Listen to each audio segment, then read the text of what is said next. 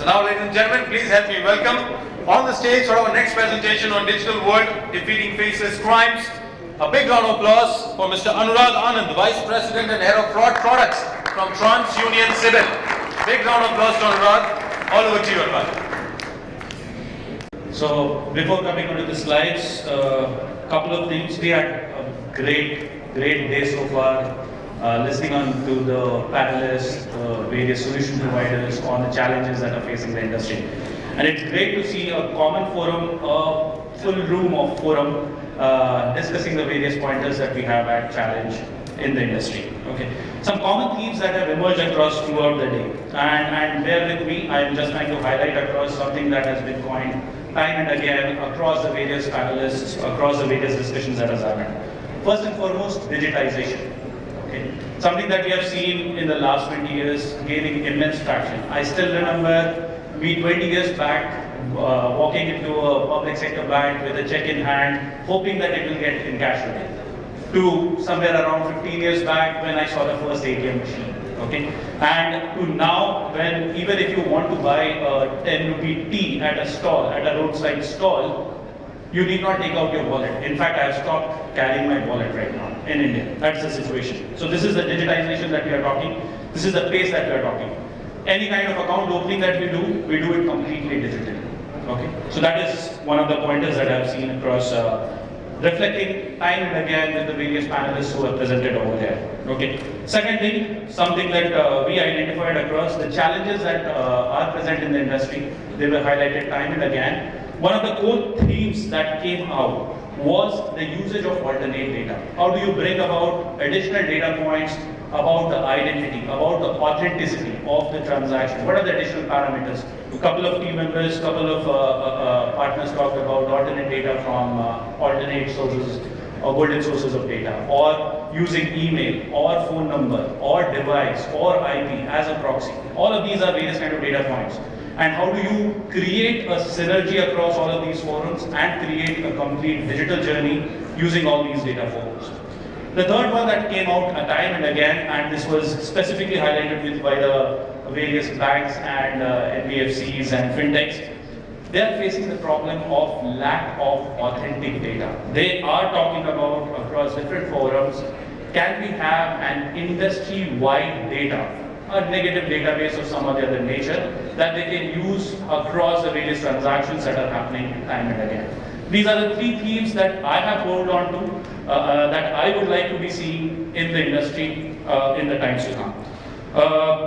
Another beautiful remark, another surprising remark that I saw, fraudsters having a summit. Very similar to how we are trying to identify the various ways and means that we can stop fraud. Fraudsters are identifying what is the next thing that I can do best to make sure that I am able to defraud someone. Okay. And the second point, which my friend Gregory talked about, was fraudsters having a product roadmap. Okay. So these things I really find very amusing, but the reality is that these things are happening. Whether we know it or not, best practices are being shared across the fraudsters as well. One thing again that the member institutions talked about, very specifically, fraud is an always evolving game. You build one of the defenses, people will figure out ways and means to bypass that and still make a mark in the industry. Okay, to still dupe the banks and the financial institutions some or the other way. Wrapping this up, we are coming across to a world where the world is faceless. You don't know who you are dealing with. You have exposed across your channels. Digital identities play a very significant part. Digital transactions, digital channels are a big part of it. And how do you go about handling that is what my presentation is going to be all about. Okay. So first and foremost, fraud is on the rise.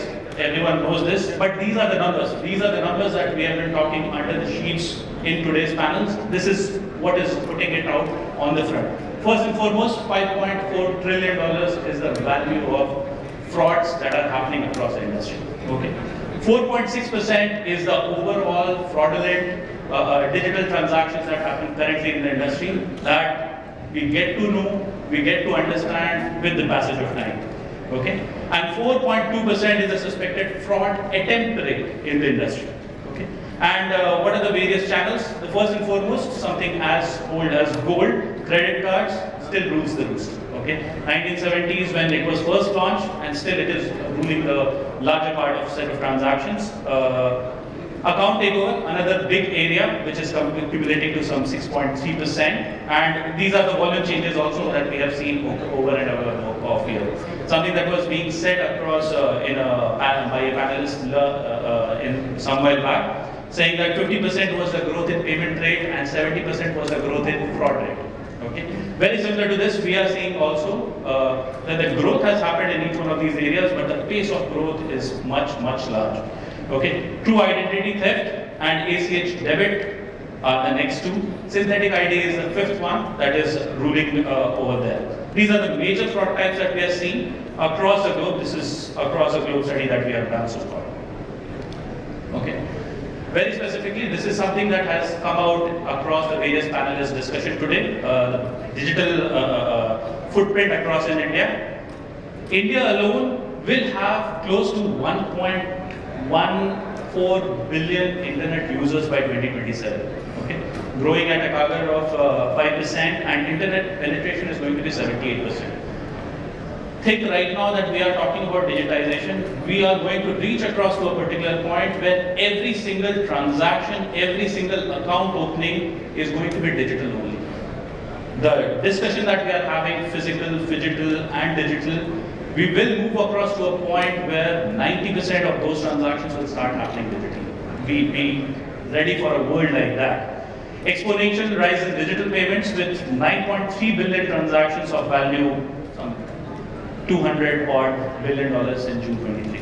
Okay, 52% of India's population being under 40 is another big reason, which is going to take up the entire wherewithal of digital transactions, digital interactions in the times to come. Okay, and this is where India is number one globally. Aadhaar, obviously, UPI transactions. India is number two globally, but I'm seeing that it will fast catch up to the number one position there as well. App downloads, wireless phone subscribers, active internet users, smartphones, and net comments. These are the places where we are seeing tremendous growth rates, and soon enough that would also move on to the number one position. Okay.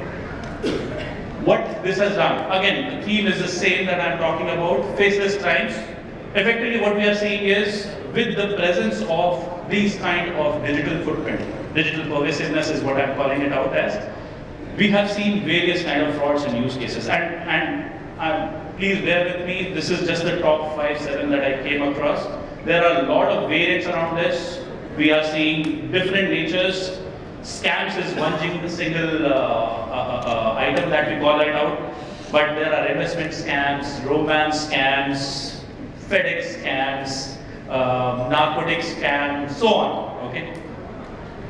I would be very surprised if any one of you have not received a scamster call yet. Okay, and just yesterday when I was in the taxi, I got a call from a person saying that he is from TRAI, T-R-A-I, saying that Telecom Regulatory Authority of India. And my phone is going to be closed down, and along with that, 3 other mobile phone numbers that I am not aware of are going to be shut down if I don't pick up their call, if I don't dial a number on the web call that I was receiving. So I dialed in. A person on the other side picked it up and said, okay, this is the number that you are calling from. Yes, I am calling from TRAI. I said, TRAI, but which particular department within TRAI and so on. I started. Usually I like to have fun with scamsters. I try to understand what they are trying to do, what is the mechanism that they are trying to build across. So I had a little bit of fun around. So which department? Oh, we are calling from compliance department, this department and so on.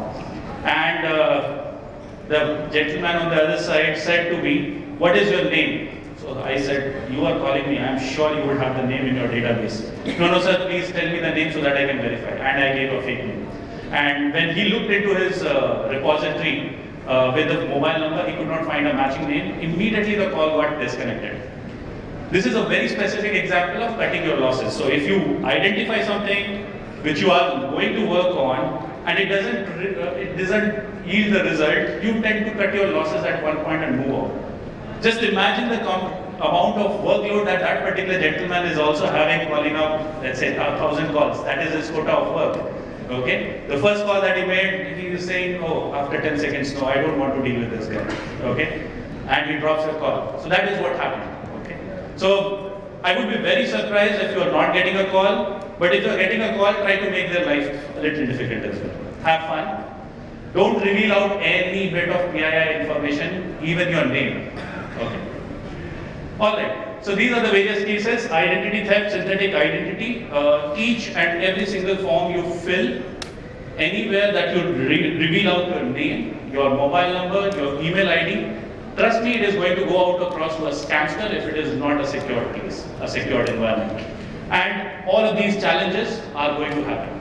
Same mobile numbers, but your IDs being used in multiple manners, multiple nefarious manners, and being used for account origination of any nature, be it a mule account, be it a digital lending account, and so on. On the account operations, we are seeing various different kind of cases. Mule account obviously rules the roost. This is where the majority of the transaction that we are talking about, the banks have been talking about, the majority of the actions are happening across on this particular age. Account takeover, social engineering scheme, where multiple mechanisms that are happening on the social engineering schemes. I've been in the industry for the last 12 years. 6 to 8 years back, I still remember when social engineering scheme used to be, or scams used to be perpetrated, those used to happen across to senior citizens. Okay. That was the segment that they used to take across.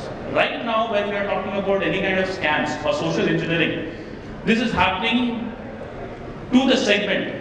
I am talking about 22 to 35 year segment, which is looking for a quick buck to be made. Okay.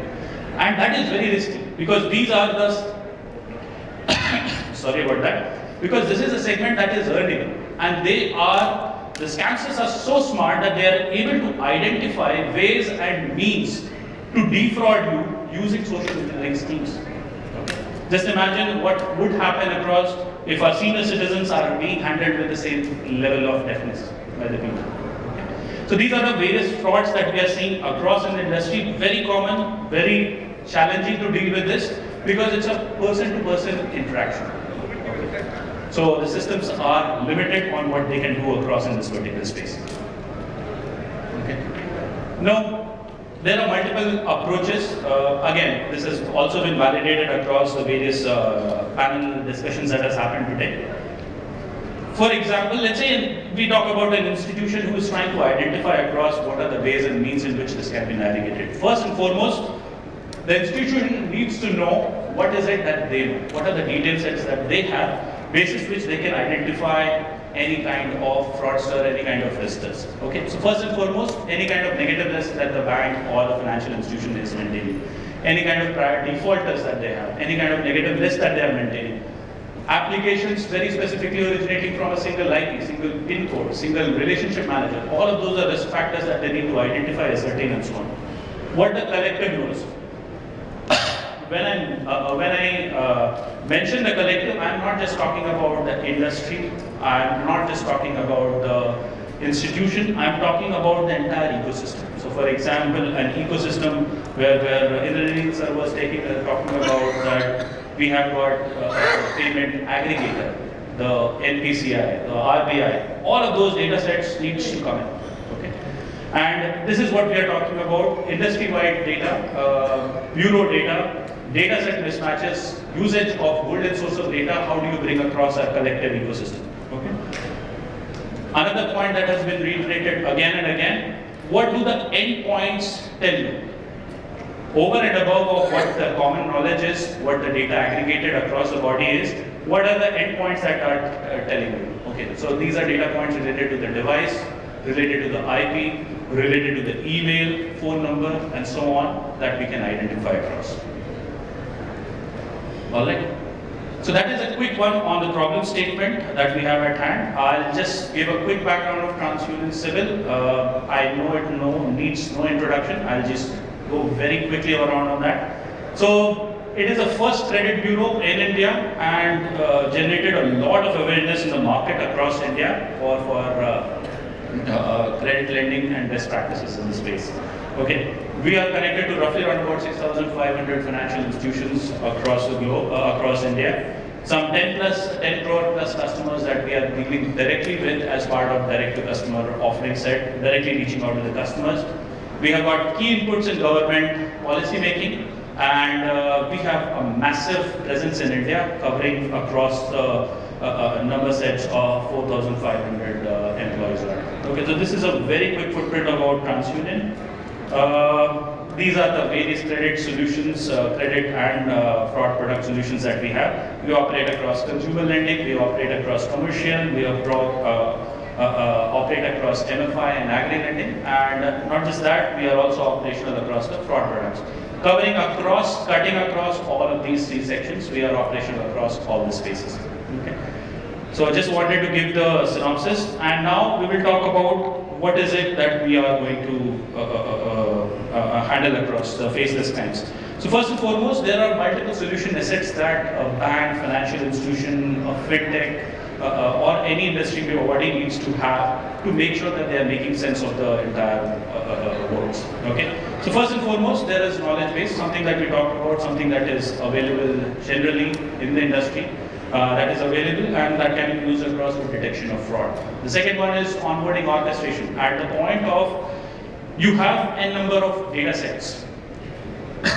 You have n number of data sets across the body. Let's say email, phone number, golden sources of data, and so on. How do you bind together in a singular strategy? How do you run that entire orchestration so that you have the best possible rates of fraud?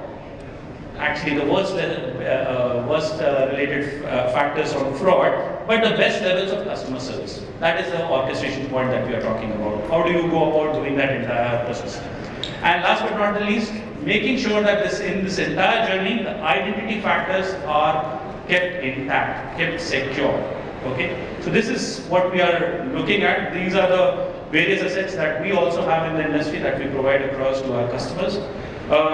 We also have a very strong solution consulting team through which we are able to deliver across these solutions to the market in a customized manner.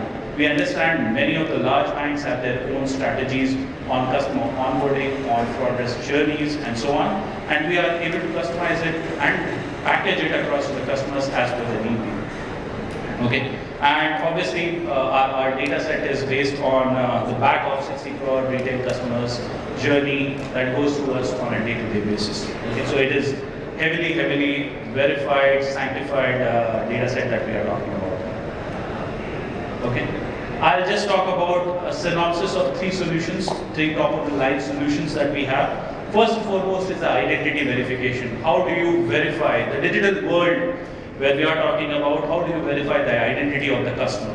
Who you are dealing with, what he tells you, what he or she tells you, is he or she the exact same one or not? Okay, so we power that. We already get a lot of data sets across the industry as part of our bureau database, and we repackage, we reanalyze it from the perspective of what are the synthetic IDs, what are the common IDs, data points that we are getting across. So we do that. And there are a lot of granularities, there are a lot of further deep dive into this particular area, but this is what we do, and this serves the banks immensely.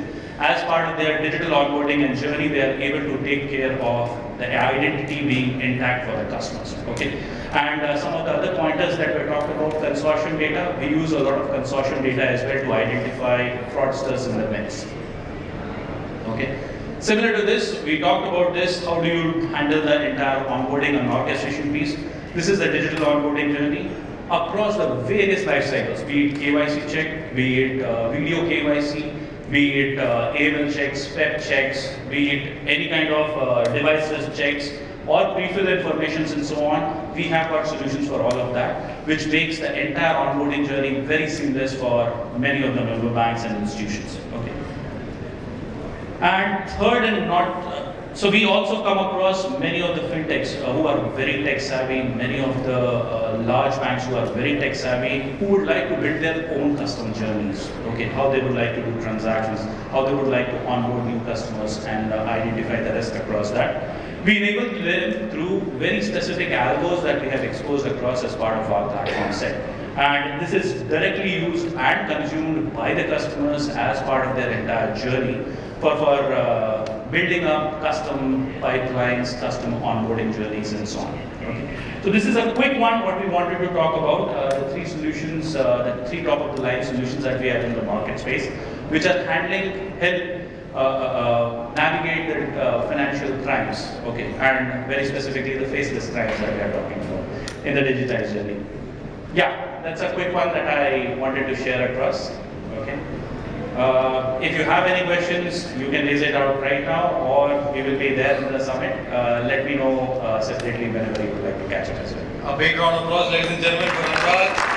Anurag Anand, ladies and gentlemen, Vice President and Head of Fraud Products from TransUnion CIBIL. Thank you, Anurag, for that wonderful presentation on digital world, defeating faceless crimes. And I would like to reiterate what Anurag said. After this presentation, also, entire team of Anurag and TransUnion CIBIL are available for your queries, to handle your questions, and in fact even to let you know about their products and offerings, which will help you and your organization. So thank you so much, Anurag. I request you to kindly be on stage. I would now like to call on stage Mr. Ashish Chandak, Head of Fraud Risk Management and AML from Yes Bank, to kindly do the honors. Thank you, Ashish. Welcome to the stage. Hello, Ashish.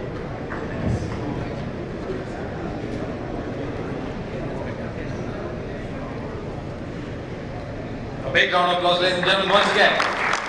Anurag Anand for his wonderful presentation on digital world defeating faceless crimes from TransUnion CIBIL.